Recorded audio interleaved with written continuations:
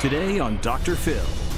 Teenage binge drinking. You say, I don't see the point in drinking if I'm not getting drunk. Correct. You get blackout drunk 4 days a week. It's not completely blackout drunk. They say they don't have a problem. I can still stop at any time. You can't stop. But are they partying to death? He's wrecked 2 cars and he's been to the hospital 17 times for alcohol poisoning. Take a look. That's your son's future. Let's do it. If we're going to do something here that matters, then we got to deal with the truth. Have a good show, everybody. Here we go. If I can help get this family back on track, are you willing to do that? Ready, 3, take. This is going to be a changing day in your life. Do it, Dr. Phil.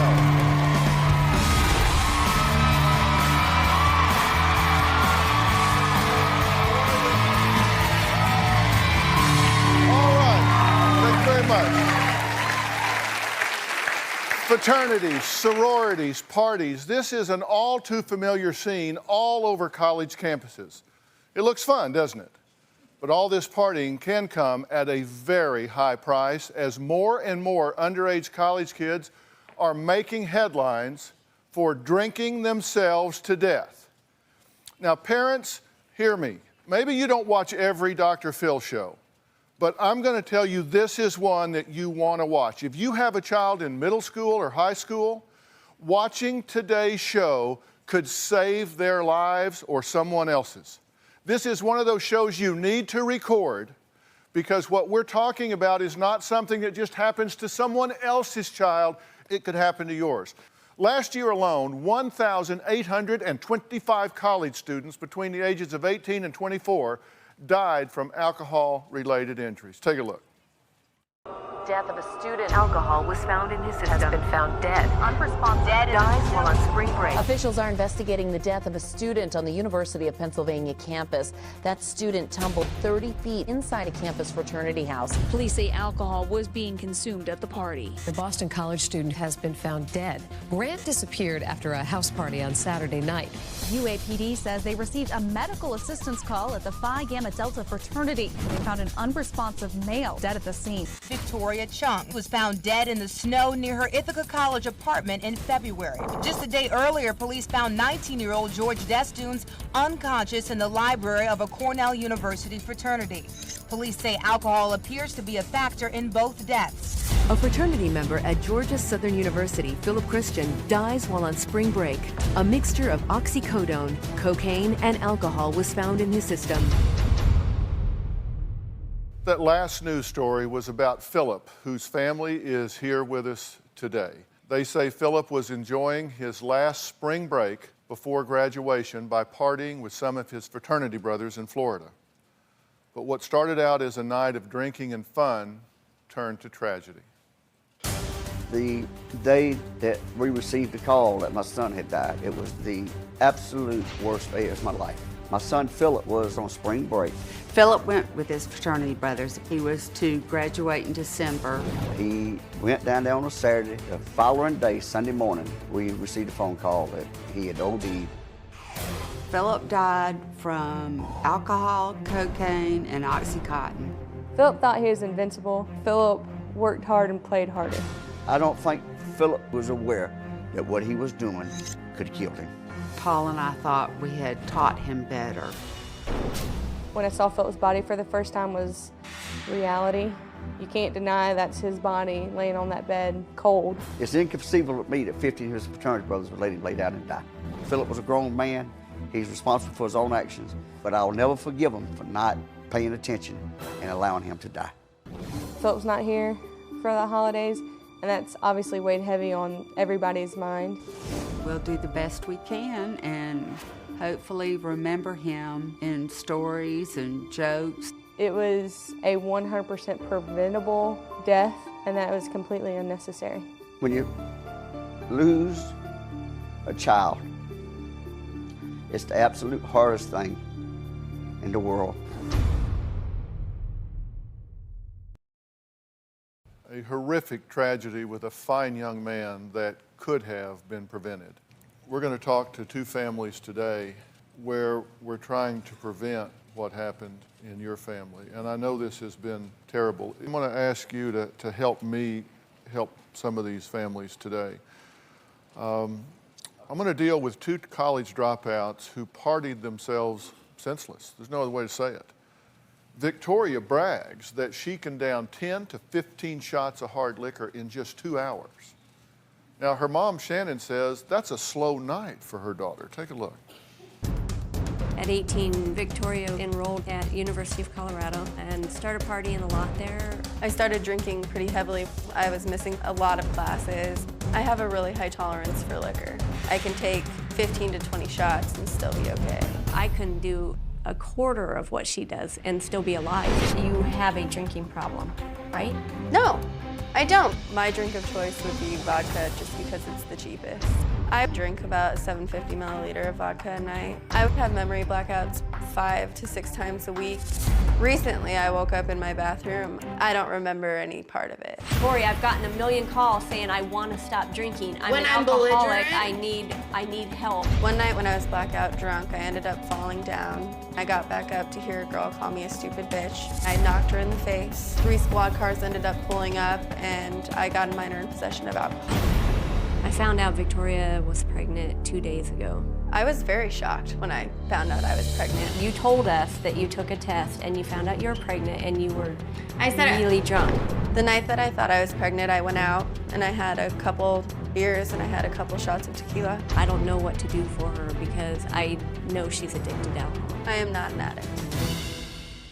Okay, tell me why y'all wanted to be here. I assume you want to be here, you agreed to be here. Right. Because you don't want to be here because you don't have a problem, right? Right. Your mother has the problem. Right. And what is her problem? She thinks I'm an alcoholic. Okay, she thinks you're an alcoholic. And so she's meddling in your life? Nagging, mostly. Nagging? Not treating you like the adult you are. Exactly. Okay. And are you just overreacting to this? Not overreacting at all. Why not? Because she's an alcoholic. Why do you say you don't have a problem? I don't wake up needing to drink. I can go a few days without drinking. I don't have a problem going to sleep. I don't have nightmares like some of my friends do from not drinking. So it's not been an issue. So you're self-diagnosing that you're okay. Right. And what are the criteria for being an alcoholic? Well, as some of my friends would say, they wake up with night terrors, they can't sleep, they shake, they have to have it, things like that. So your knowledge about whether you're an alcoholic or not is based on what they say. I guess so. The proverbial they. So they say that they have night terrors. They say they have body tremors. They say they have things that I don't have, and they are alcoholics, so by contrast, I know that I'm not. I don't think I have a problem. And you say, I don't see the point in drinking if I'm not getting drunk. Correct. Okay? You say you drink about 750 milliliters of vodka a day. If I was drinking that night, then yes. You can do 10 to 20 shots in 2 hours. You get off work around 11 or 12 at night and you buy a bottle of vodka and you go home and drink. You get blackout drunk 4 days a week. Not blackout drunk. It would be I miss spots of the night or I can't remember certain things I say. It's not completely blackout drunk. So you're just sort of blacking out drunk. Some nights, total blackout. Some nights, it's just hit and miss. I guess so. So your brain turns on and then turns off and turns on and then turns off. So having gone over that history, you drink 300 nights a year, or let's give you some extra. Let's say you turn 75 nights a year. Okay.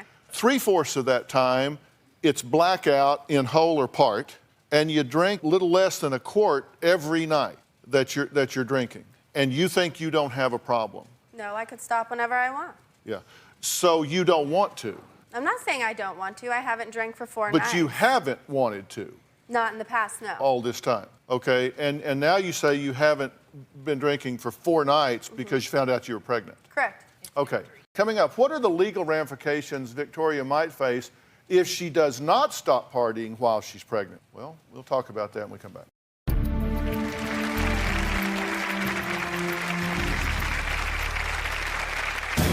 Victoria is awful with authority. Her drinking caused her to lose quite a few jobs. My mom 100% thinks I'm an alcoholic, but I know I am not one.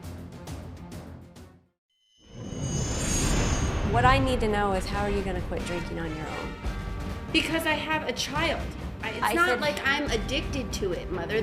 My biggest fear is that Victoria isn't going to be able to stop drinking, and that even though she's pregnant, she's still going to drink and damage the baby.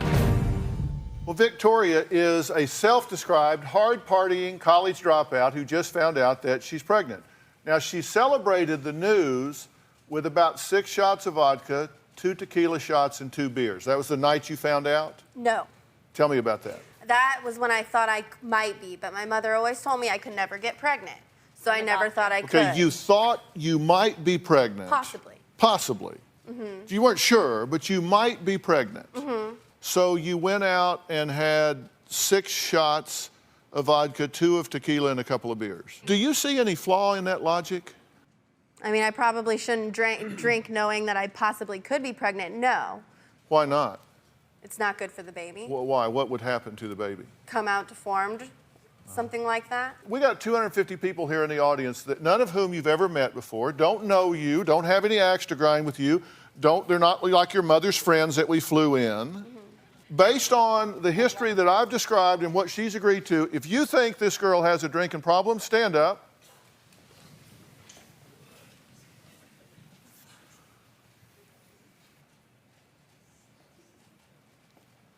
So they seem to disagree. They think your mother may be right, except this kid right here. And your name is Nick? Yep.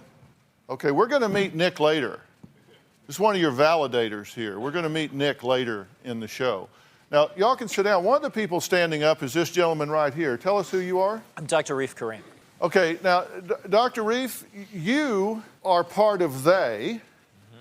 And do you have any particular expertise that would cause you to have some credibility in this issue? I'm a board-certified addiction medicine specialist and a board-certified psychiatrist, and I deal with people that have alcoholism every day.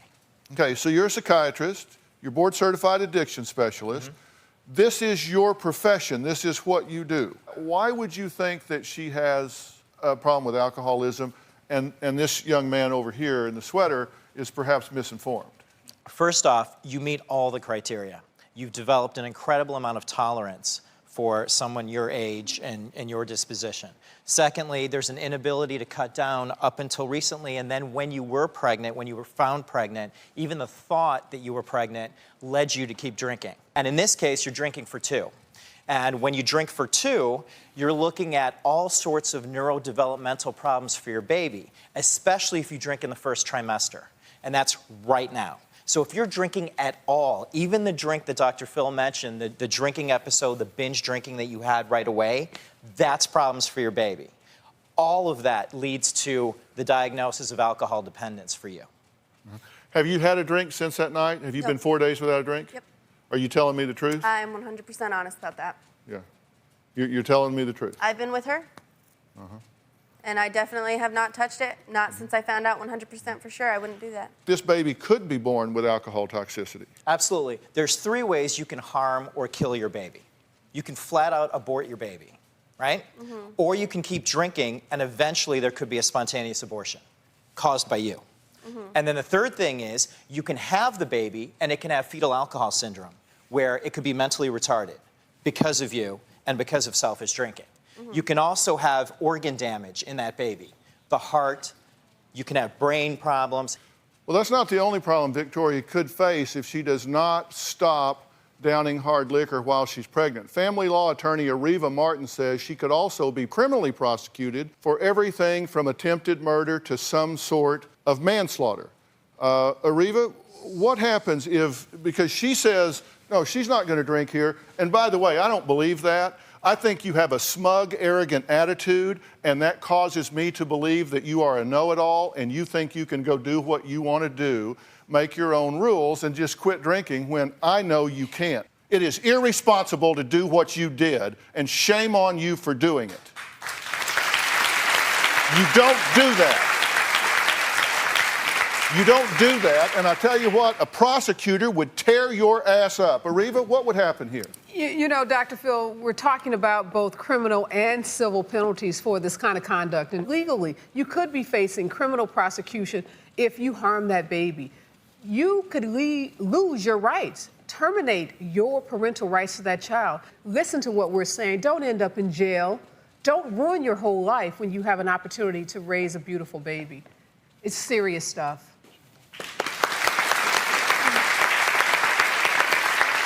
So what do you think about what's being said here? I understand exactly what's being said. I know that what I did was wrong. I don't want to continue doing that, and I don't plan to. I do want to change. I don't want to drink. That's the last thing I want to do while I'm pregnant. You said you want to change, but yet you started this all out by saying, I don't have a problem. Well, I just got reamed, don't you think? Yeah. Me too. So has that changed your opinion? Well, I do have a professional sitting right in front of me saying I am one. Can I really argue with that? You can, and your brain will try to make you do that. Because you know what I wish you would say? I'll tell you what I wish you would say. I wish you would say, wow, you know what? This is a harsh and uncomfortable wake-up call, but it sure puts things into focus for me.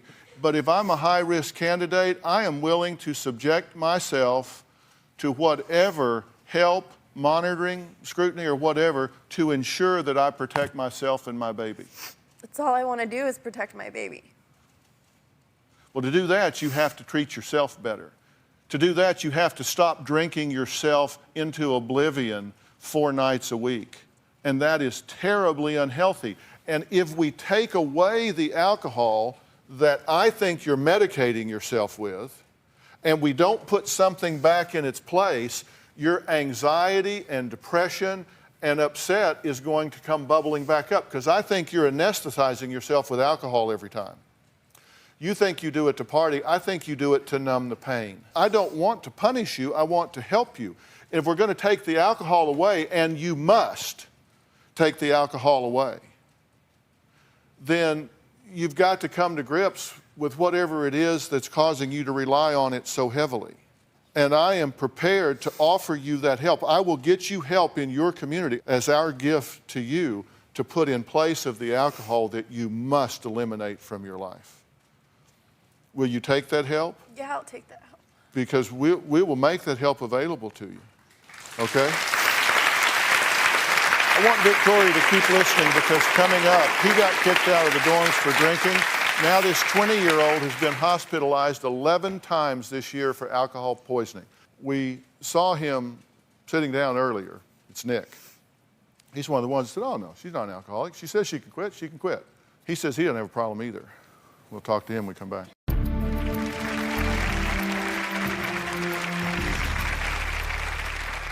On average, I'll drink a half a liter to a liter of hard alcohol, 5 to 7 days a week. I don't like the taste. I wouldn't drink it if it didn't get me drunk. He's gone into the hospital for blood poisoning 11 times.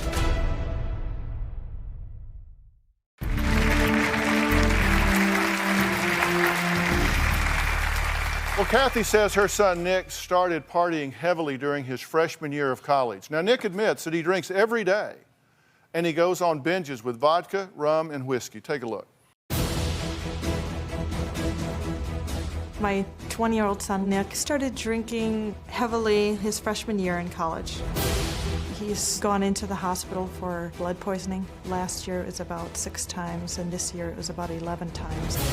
On average, I'll drink a half a liter to a liter of hard alcohol, 5 to 7 days a week.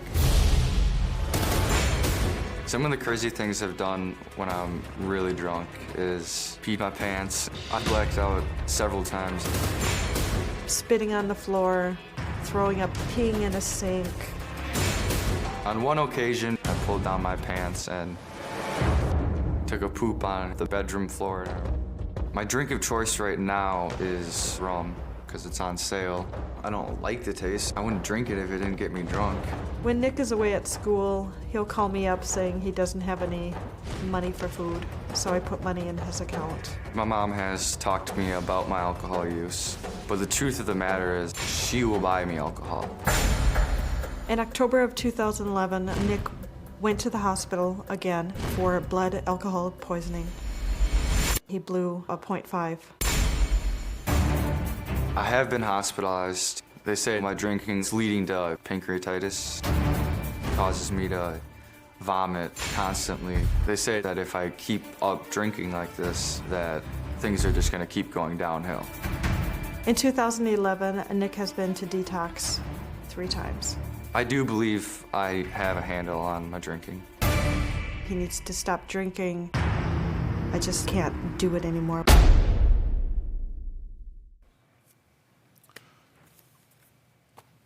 So you have a handle on your drinking?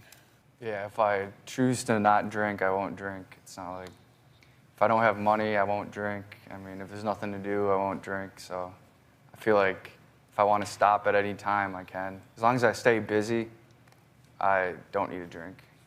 Do I look like I'm buying this?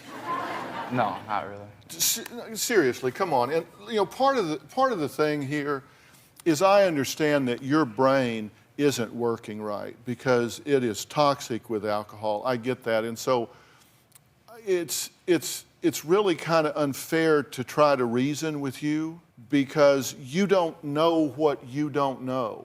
Because what I want to do is grab you and shake you till your damn teeth rattle. And then I want to start trying to reason with you, but you really don't get it, do you? You've been to the hospital 11 times. See, I don't think that's true. I think it's more like probably like 4 times, 5 times this year. How old are you? 20. What state do you live in? Minnesota. And what's the drinking age there? 21. So you're not even old enough to drink, and you've been to the hospital, according to you, 5 times for alcohol poisoning. And you say you don't have a problem? Even through the haze of your alcohol-altered brain, that can't look like it adds up. Does that add up to you that this is not insanity? It's still, the point is I can still stop at any time. You can't stop. You can't do squat. What you can do is sit around and drink and your pants. That's what you can do. That's what you do, right? I mean, if the opportunity is there, yeah, but if the opportunity isn't given to me, then I can't. Okay, I totally agree. If I parachuted you into the Antarctic where there was no alcohol, you would be cured. I totally agree if the opportunity didn't present itself, but it does present itself, does it not? So I want to introduce Dr. Jorge Rodriguez. He's a gastroenterologist, he's an internist, and he says the chances are that Nick already has some sort of brain and liver damage from all of your binge drinking. Dr. Rodriguez, come on up, will you? Thanks. Come over here with me. Show us what we have here, Well, Doctor. first of all, look at the 2 brains. One is much smaller than the other. Guess which one is the alcoholic's brain? Not the normal size one, the little one. So CAT scans are done of people that are alcoholics as they get older. All the time, their brain is smaller. All right, well, show us what we're looking at here. So here's a brain, all right, that's been cut in half. But look at this brain. This one, as opposed to this one, already has a hole in it. So this brain is smaller. Much it smaller. has holes in it. Absolutely. And it is basically like a muscle atrophying. This brain is shrinking up. Absolutely. Which is why I said it's kind of unfair for me to try to debate with you because your brain is shrinking up. And it isn't even through growing yet. Seriously, your brain grows until you're 25. And when you do this to your brain during the developmental stages, then it doesn't get the growth that it needs. Okay, go ahead. Let's take a look at the liver here. Next, the liver. All right? The liver gets irritated. Alcohol sedates and irritates. It sedates your brain. It irritates your liver every single time. All right, a normal liver, if you look at it, looks kind of pinkish. All right? Kind of gross, huh? I can tell you're almost about to pass out. Good. All right, this one is a cirrhotic liver. If you were to feel it, this one's much softer. This one feels like scar tissue. So this is an alcoholic liver. Correct. And that is very likely what binge drinking is doing to his liver at this point. Yeah, no doubt about it. What do you think about this? Any comment? I don't know. It's pretty straightforward, I guess. I mean, it's killing me, but I still feel like I have a hold on it. I don't know. Yeah. Yeah, I know. Because that's your brain. And you're impaired. I don't know what your excuse is. I don't get why you have been so passive in all of this. Nick says his mom, Kathy, actually buys him beer when she's in a good mood, buys him the poison that is killing him. Well, I'm going to see how good a mood she is when I have a few questions for her when we come back.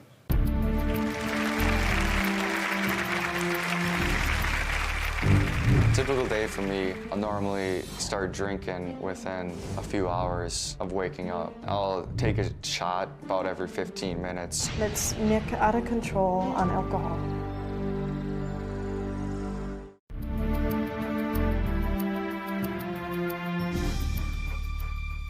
We're talking about binge drinking, and we're talking with Kathy, who's the mother of Nick. Now, Nick's not drinking age yet, but he's been to the hospital 11 times in 1 year, 7 times the year before, for alcohol poisoning.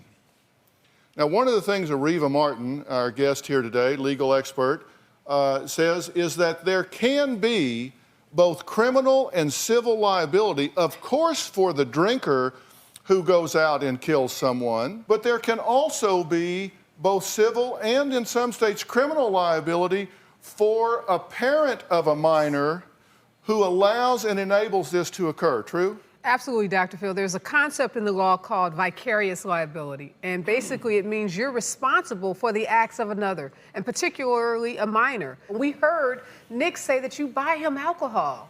So you're enabling, you're creating the situation, you're helping a situation that could cause him to do bodily harm to someone else. So we're just going to do a role play here, okay? Sure. We're going to assume that your son has in fact gone out and killed someone.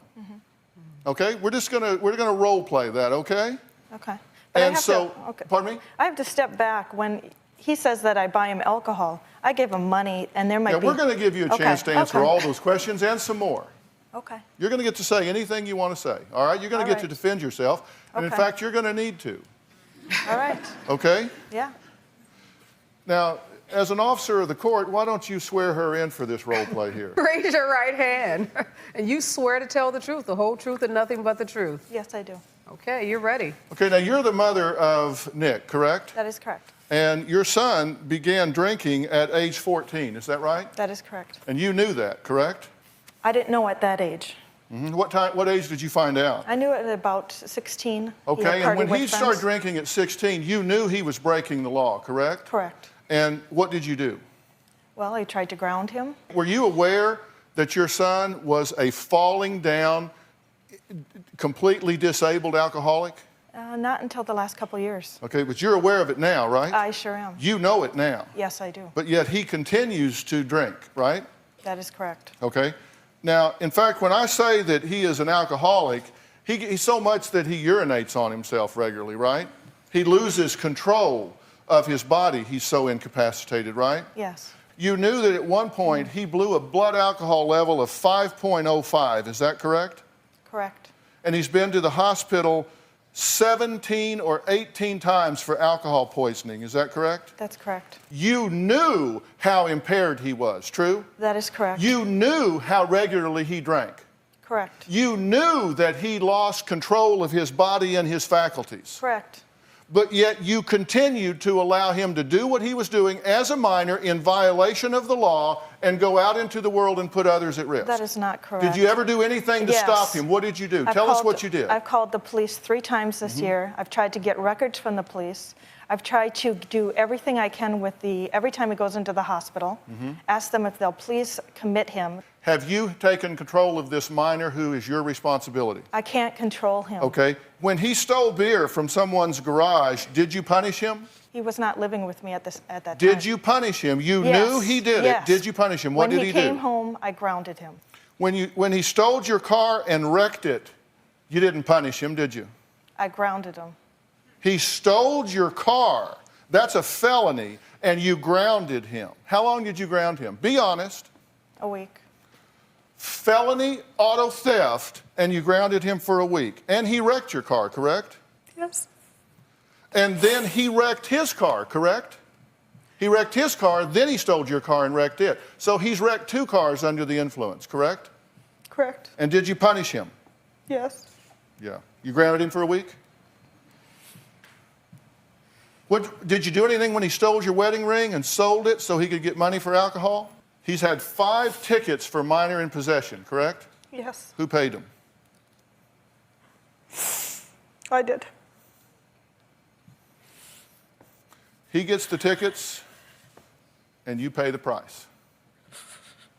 Yes, You say you can't kick him out because you don't want to see him on the street.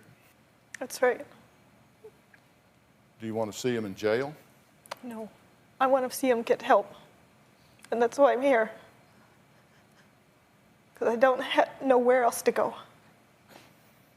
Do you understand that if he goes out and kills somebody and you answer these questions, which says it was completely and totally foreseeable?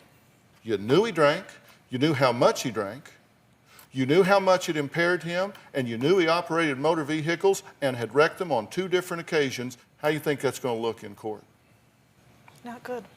He's going to wind up in jail, and you're going to wind up getting civilly sued and forced into bankruptcy because you're continuing to allow that young man to kill himself. Wouldn't you rather him at least be off the streets and sober in jail than risking his and other people's lives on the street? Because you know he's going to drink himself to death. I want him in a treatment facility. Jail's not going to do anything for him. He needs to be in a treatment facility. He doesn't want to go to treatment. He doesn't have a problem. Does she have options? She has lots of options. Okay, and you are a lawyer? I am a lawyer. And Although you're pretty good too, Dr. And Bill. you went to law school where? I went to Harvard Law School, and I've been doing this a long time, and I'm here a lot, and I see this a lot. So you have a Harvard lawyer here telling you do have options. Okay. Do you want to know what they are? Yes. Do you want to do what you need to do to get him help? Yes. All right. I got a question for Nick, and I want to show him where I think he's headed if he doesn't kill himself when we come back.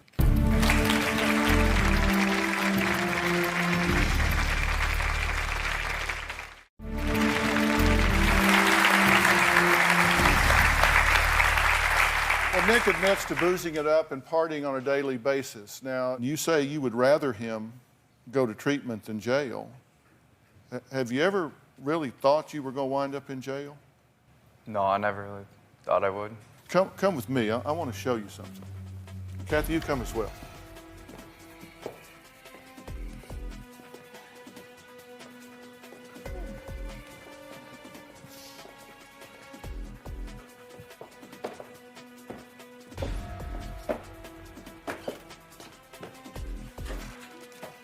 Step in.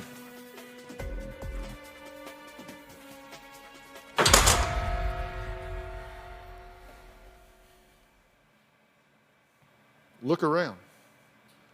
Every day, all day, that's what you got. This is exactly, precisely to scale. This is the cell you would be in. Step up, take a look. That's your son's future. He's got 3 choices here.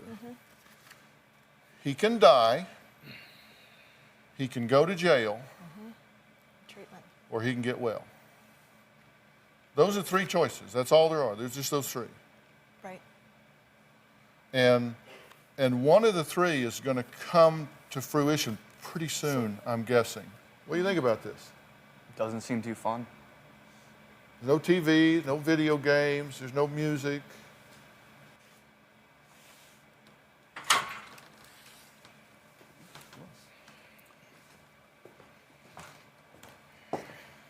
You just did something that you really don't have much option to do in the future. Y'all come back down here. You know, we started the top of the show with a tape piece about kids drinking, and we talked about Philip, your son, your brother, that lost his life. Anything y'all want to say to Nick? I wouldn't know where to start. If you knew what kind of pain that we go through every day of our life, you wouldn't do it to her, buddy. You would not do that to your mother. You got a big break to even have a chance to be on this show. I suggest that you at least try. We're going to have more with Philip's family and Nick and Kathy when we come back.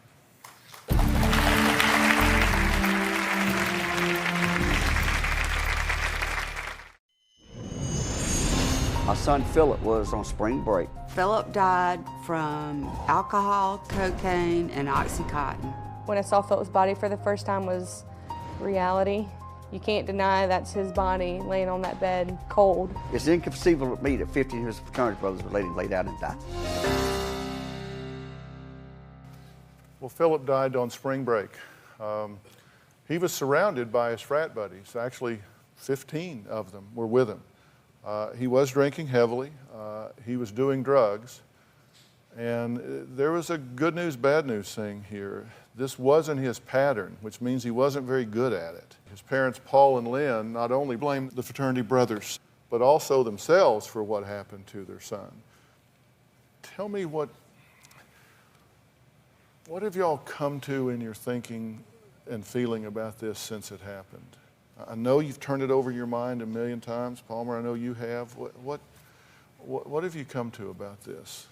It was an unnecessary death. He could still be alive if they had just watched him. You guys do blame the fraternity some, the fraternity brothers some. Tell me about that.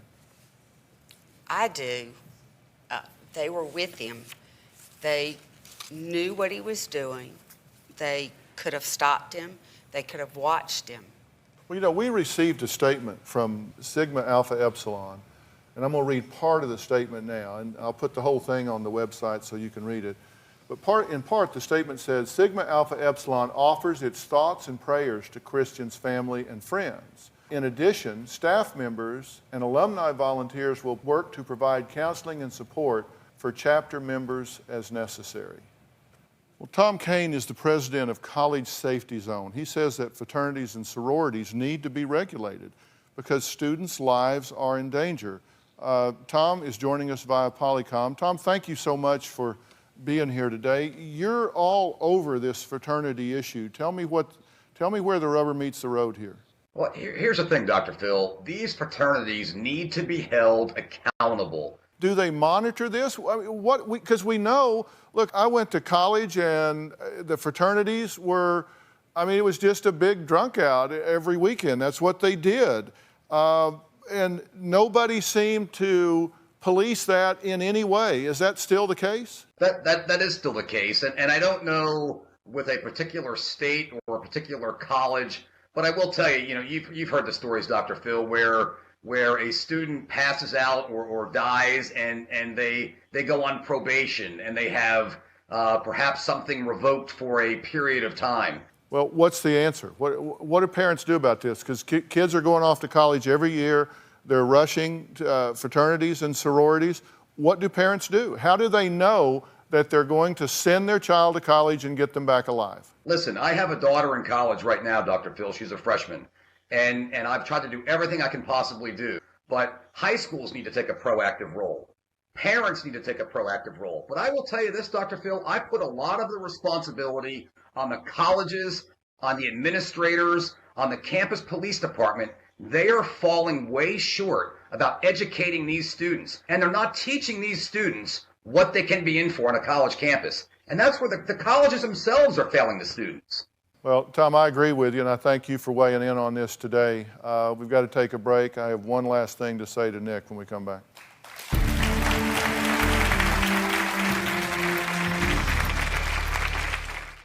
Well, I would like to thank all of my guests today, and a special thanks to family law attorney Ariva Martin. Thank you so much for weighing in on this. A special thanks to gastroenterologist and internist Jorge Rodriguez. Thank you, Dr. Rodriguez. And director for the Control Center for Addictions in Beverly Hills, Dr. Reef. Y'all do great work. Thank you for being here. And to the president of College Safety Zone, Tom Kane. And I'm going to put links up to everyone that's been on the show today. So if you want to talk to Dr. Reef, you want to talk to Dr. Rodriguez, we're going to have links there where you can reach them. You can get a copy of Tom's book, How to Protect Yourself in College, in bookstores today. Nick, what do you think? You got a drinking problem or you don't? I guess I do, but I don't want to have one. Mm-hmm. I don't want to think I have one, at least. Well, you do. And, Mom, I can tell you he's killing himself. And, Nick, you need treatment for this. You need serious inpatient alcohol rehabilitation. You need to be properly detoxified, and then you need to go through a rehabilitation process to learn what you don't know about this disease that you have. I'm going to make you an offer to put you into an inpatient rehabilitation program immediately if you are willing to do it. All right. Give yourself a chance. Will you do this? Sure.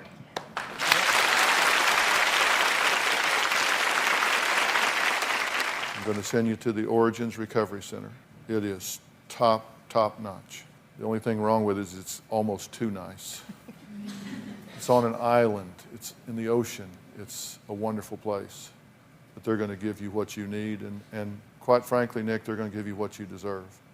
They're going to give you a second chance, young man. Thanks for being here so long.